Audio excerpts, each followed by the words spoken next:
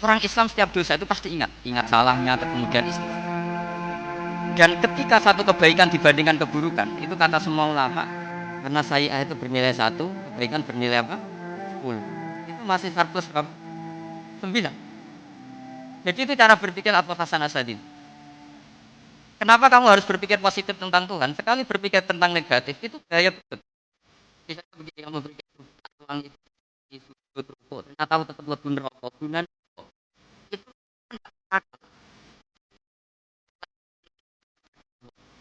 normalnya seorang hamba itu ya sujud. Kan gara-gara kamu ingin masuk surga, terus ketika kamu dibalik, gunanya apa saya sujud? Ternyata saya masuk. Nah, benar-benar bodoh dan itu menjadikan logikanya dibalik begini. Ini saya ngomong serius karena ini bentuk kemenangan saya. Saya berkali-kali ngomong di kota pelajar di Jogja karena banyak pengujinya juga. Kan sekedar pendamping tapi penguji. Banyak yang profesor, bukan cuma dokter, banyak yang profesor.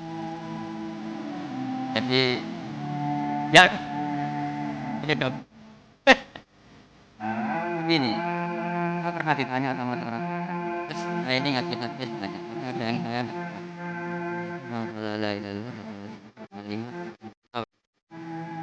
meskipun pengajiannya pernah malih. Ini kan akan mentoleransi perzinahan dan pemalingan.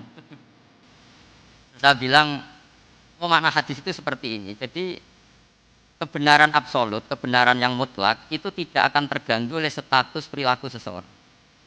Saya berkali-kali memberi contoh. Orang yang ditangkap KPK akan bilang 1+1=2. KPK-nya juga bilang 2. Rivalitas dalam politik, Pak Prabowo ya bilang 2, Pak Jokowi juga bilang 2.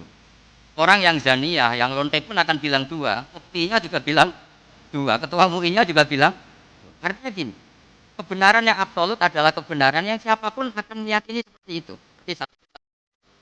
Kamu punya musuh bilang 2. Kalau ibu-ibu ini punya maru, ya marunya bilang 2. Tadi tambah mama, nggak tahu saya terjemah. Karena siapa mengakui. Dan uniknya begini, saya kalau saya pernah ngaji acara himmah, acara pondok sarang di Demak. Kalau kamu bilang 1+1 menjadi 2, untuk mengatakan 2 itu kamu butuh hadiah enggak? Mereka semua jawab enggak. Kita semua indah saja mengatakan tembok itu putih. Kenapa? Karena memang putih. Kita mengatakan 1+1=2 karena memang kita tanpa presentasi dapat hadiah, dapat penghormatan. Kenapa untuk mengatakan Allah itu Tuhan, kita butuh surga? Memangnya kalau tidak ada surga, Allah tidak jadi Tuhan? Itu problem orang soleh-soleh yang terlalu pesimis. Makanya ada orang-orang soleh itu masuk surganya berat. Tapi kalau orang alim lebih gampang kira-kira seperti itu. Ya karena kan imannya lebih bagus. Dalam hadis qudsi Allah ini yang dibuli orang-orang soleh. Laulam akhluk jannatan wala naron. Alam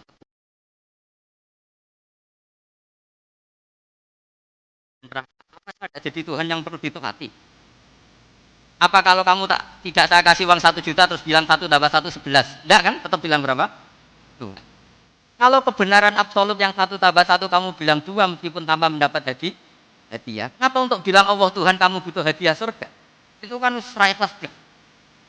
Saya terus mengajarkan ikhlas. Ikhlas bisa dilatih dengan akal, dengan pikiran. Pilih harus dilatih. Jadi sini ini momen atau makna yang mestinya harus dipahami Mbak Indana, bahwa kalimat ini sah meskipun dilapatkan seorang yang sama seperti 1+1. Siapapun akan mengucapkan itu secara ini penting saya utarakan. Sehingga setelah ada firqah-firqah takfiri yang mengatakan orang megang keris itu sirik, kekuburan sirik, ini sirik. Itu salah besar. Salahnya adalah tadi kalimat-kalimat atau kebenaran-kebenaran absolut ini sudah jadi simbol tawaman ahsanu minallahi. Kalimat ini begitu absolut di hatinya orang mukmin. Jika ketika terganggu oleh hal-hal yang adat istiadat, kayak pegang keris, kayak apa, ini tidak mengganggu. Tetap kualitas iman ini di atas keyakinan adat membawa apa Kalau orang membawa keris menjadi syirik karena percaya sama makhluk. Orang misalnya kejawen kalau nggak bawa keris nggak nyaman. Orang kota itu kalau nggak bawa ATM juga nggak nyaman. Itu nggak dihukumi syirik. Kamu pergi lupa bawa HP nyaman nggak? Nggak, kenapa nggak dihukumi?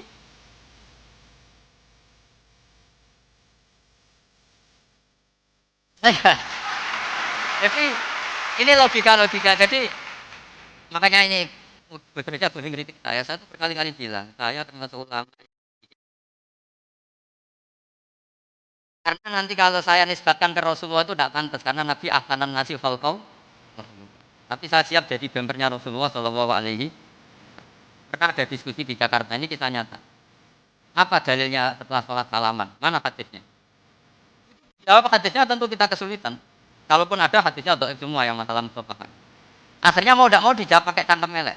Boleh enggak kamu setelah salam kamar mandi? Oh, berarti kencing boleh, nyalain HP boleh, yang enggak boleh itu ingat Allah. Karena mereka mengkritik wiridan, kritik salah. Apa ini? Ada enggak hadisnya orang setelah sholat nyalain?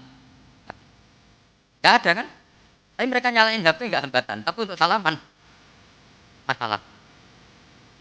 Ke kamar mandi boleh. Tapi untuk wiridan enggak. Akhirnya mereka sadar. Lama-lama dikasih gini yang ngomong itu. Kamu itu korban aliran. Kayaknya. Jika orang wiridan kamu kritik itu kelompok adalah kelompok orang Islam itu satu kan. Gerakan cangkem melek tapi jadikan orang sadar.